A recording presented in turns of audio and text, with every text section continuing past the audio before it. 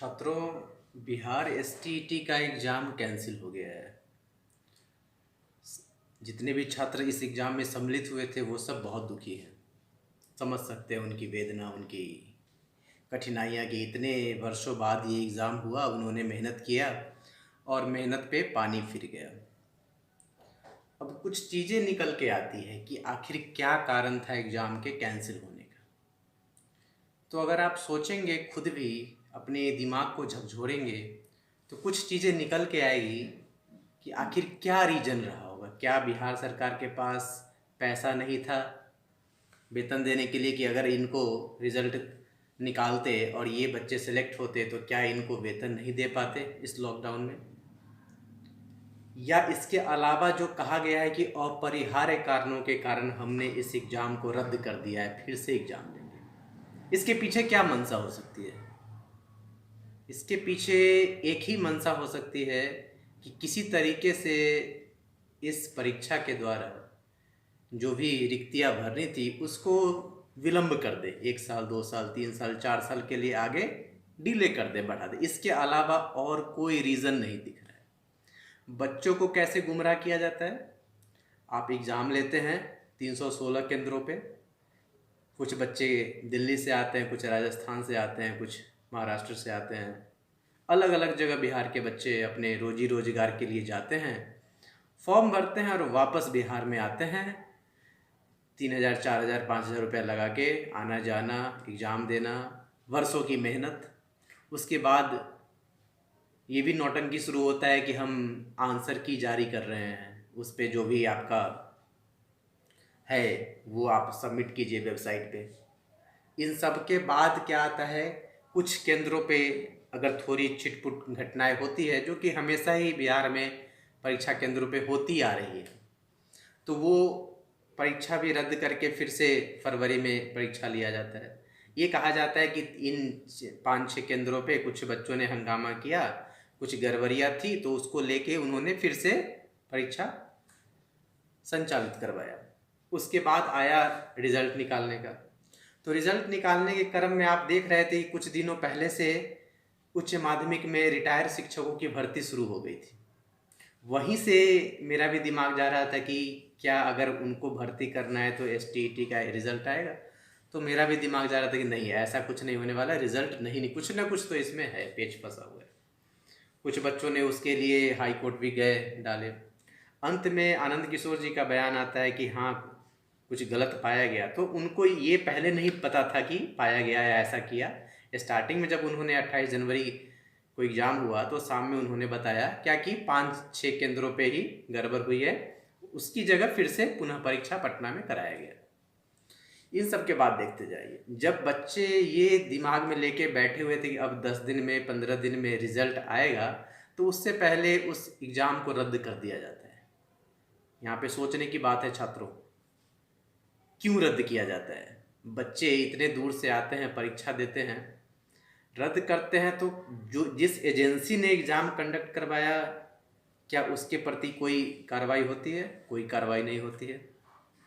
जो बड़े बड़े अफसर बैठे हैं वो भी चुपचाप बैठे हैं। भुगत कौन रहा है? विद्यार्थी भुगत रहा है, जो वर्षों से मेहनत कर रहा है, वर्षों से सोच रहा है कि हम अपने राज्य में नौकरी करेंगे, इस आस को लेके उसको हमेशा से छला जा रहा है, धोखा दिया जा रहा है। अब मैं आपसे एक और लाइन शेयर करूंगा कि महाभारत में जब अर्जुन अस्त्र नहीं उठा रहे थे तो भगवान श्री कृष्ण ने क्या कहा कि अगर आप अन्याय को सह रहे हो तो वो भी एक अन्याय है, देख रहे हो कि भ्रष्टाचार हो रहा है और चुप हो तो वो भी एक भ्रष्टाचार है। इट मीन्स क्या कि अगर आप लोग हाथ पे हाथ रख के बैठे रहोगे तो ये सरकारें ऐसे ही करती रहेंगी जब तक आप लोग आगे चल के। उस समय अस्त्र आदमी उठाते थे, उस समय का जो था। इस समय हमारे पास कानून का अस्त्र है, कानून के अस्त्र से ही हम आगे जा सकते हैं, और ये हमारा कॉन्स्टिट्यूशनल राइट है, संवैधानिक अधिकार है कि इन्होंने जो परीक्षा रद्द किया है उसके विरुद्ध हम जाके आवाज़ उठाएं, कोर्ट का दरवाज़ा खटखटाएं। मैं ऋतुराज झा, लीगल एक्सपर्ट, आपको बता रहा हूं कि इस लड़ाई में मैं आपको सहायता करूंगा, फ्रंट में चलूंगा आपके साथ, बशर्ते कि आप लोग का साथ चाहिए। जब तक आप लोग ऐसा सोच के आगे नहीं बढ़ोगे कि अगर इन्होंने ऐसा किया परीक्षा को रद्द किया तो क्यों किया, कोर्ट में आके जवाब दे। अगर कहीं पे गलती हुई तो उस एजेंसी को क्या रद्द किया गया, उस एजेंसी के जो हेड हैं क्या उसको रद्द किया गया, जिस केंद्रों पे जहां हुआ उस केंद्र के जिस स्कूल की के जो प्रिंसिपल थे, प्रधानाध्यापक थे, क्या उनको रद्द किया, क्या उनको निलंबित किया गया, नहीं किया गया ना। इट मीन्स क्या है कि राजनीति हो रही है, इसके अलावा और कुछ नहीं दिख रहा है बिहार स्टेट में। तो मैं यही आप छात्रों से कह रहा हूं कि आप सारे छात्र यूनाइट हो, एकता दिखाइए और कोर्ट में चलिए। इस डिसीजन को हम लोग चैलेंज करते हैं कि आखिर इन्होंने क्यों किया, ये छात्रों के साथ भद्दा मजाक क्यों हुआ, क्योंकि कानूनी अधिकार है हमारे पास। अब दिक्कत क्या है कि जैसे कुछ बच्चों ने आगे जाके परीक्षा रद्द करवाने के लिए अर्जी लगाई, उनका भी संवैधानिक अधिकार था, तो आपका भी संवैधानिक अधिकार है कि इतने वर्षों से आप मेहनत कर रहे हैं ताकि आप एक शिक्षक की नौकरी ले सके, और जब सब कुछ हो जाता है तो उसके बाद में रिक्तियां को, भर्ती को रद्द कर दिया जाता है और क्या बोला जाता है कि हम पुनः परीक्षा लेंगे। पुनः परीक्षा कब लीजिएगा? अभी जो वर्तमान के जो हालात हैं देश में, लॉकडाउन में, जिसमें कि 10वीं और 12वीं की बची हुई परीक्षाएं सरकार नहीं करवा पा रही, केंद्र सरकार नहीं करवा पा रही, मुश्किलें आ रही हैं, तो क्या आप सोच सकते हैं कि बिहार सरकार ये परीक्षा आगामी 2-4 महीने में करवा लेगी? कदापि संभव मुझे तो नहीं दिख रहा है। मैं तमाम मीडिया चैनल को भी इसमें जोड़ना चाहूँगा कि आप लोग भी छात्रों के लिए आवाज़ उठाएं, और सबसे पहले मैं भाइयों बहनों को भी सूचित करना चाहूँगा कि आप लोग आगे आएँ, किसी एक बैनर को बनाएं, किसी एक चेहरा को आगे लाएं। मैं ऋतुराज झा, लीगल एक्सपर्ट, आपको हर तरीके से मदद करने के लिए तैयार हूँ। इस अभियान में आप लोग जुड़ जाएं। मैं अपने इस YouTube चैनल के माध्यम से ये वीडियो जारी कर रहा हूँ। जो भी भाई बहन जुड़ना चाहें आप कमेंट सेक्शन में आए, जुड़ें, और हम लोग आने वाले कुछ दिनों में एक रिट डालें कोर्ट में, जो हमारा संवैधानिक अधिकार है।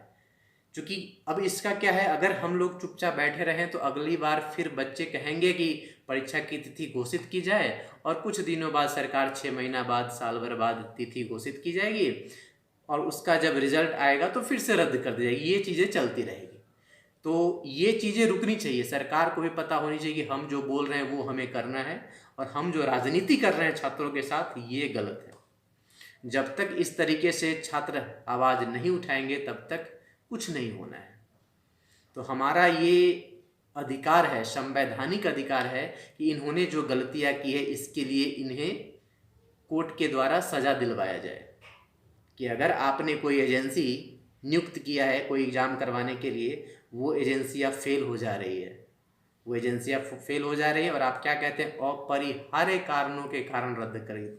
क्या अपरिहार्य कारण है, कृपया बताएंगे? तो ये चीज़ें इनको कोर्ट में चल के बताना होगा, और बच्चों के भविष्य से जो खिलवाड़ कर रहे हैं इसके बदले भी इन्हें वहाँ बताना होगा कि आखिर ये ऐसा क्यों कर रहे हैं। नहीं तो भविष्य में इसी तरीके से रिक्तियाँ निकाली जाएगी, परीक्षा ली जाएगी, फिर से उसको रद्द की जाएगी, और ये सिलसिला इसी तरीके से चलता रहेगा। तो ये जो चुनावी स्टंट जो सरकारें चाह रही है, ये हम छात्रों से आग्रह करते हैं कि कृपया ऐसा ना होने दे। एक यहाँ पे ग्रुप का निर्माण करें। मैं ऋतुराज झा फिर से कह रहा हूँ, मैं लीगल एक्सपर्ट आपकी मदद के लिए तैयार हूँ। आप लोग आगे आएँ और एक बैनर के तले हम कोर्ट का दरवाज़ा खटखटाएं। कोर्ट से हमें न्याय मिलेगी, और जब तक आप कानूनी अस्त्र नहीं उठाएंगे ये सरकारें इसी तरीके से आपको गुमराह करती रहेंगी।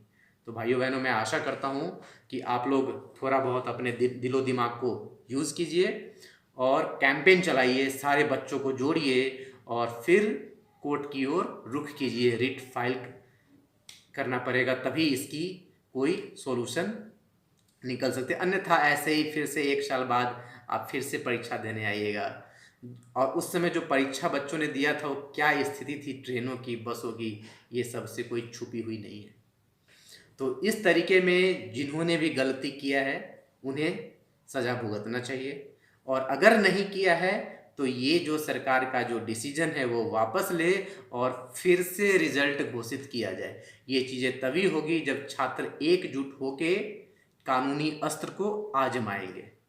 महाभारत में वहाँ भी कृष्ण ने शिक्षा दी थी, तो उस शिक्षा को ग्रहण करते हुए हमें भी ये सोचना चाहिए कि आखिर अन्याय हुआ है तो हमें न्याय के लिए आवाज़ उठाना ही पड़ेगा।